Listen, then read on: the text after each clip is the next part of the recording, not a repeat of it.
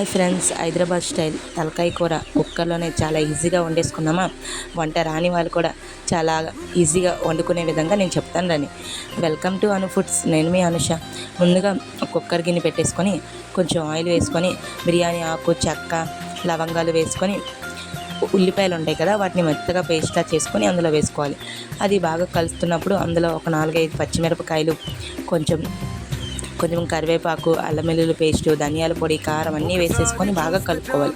ఇది పచ్చివాసన పోయేంత వరకు బాగా ఫ్రై చేసుకుంటే చూసారా ఆయిల్ మీదకి తేలింది కదా. ఇలా ఆయిల్ మీదకి తేలిన తర్వాత ఒక పెద్దపాటి టమాటాను తీసుకొని చిన్న చిన్న ముక్కలుగా కట్ చేసి అందులో వేసేసుకోవాలి.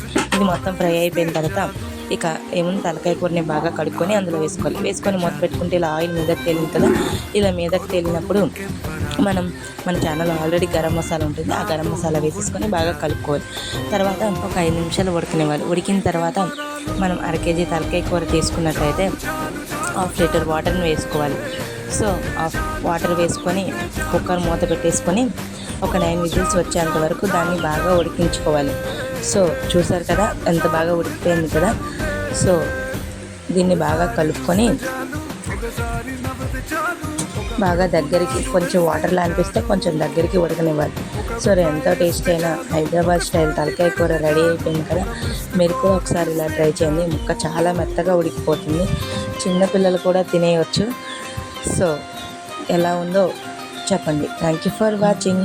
Please subscribe my channel.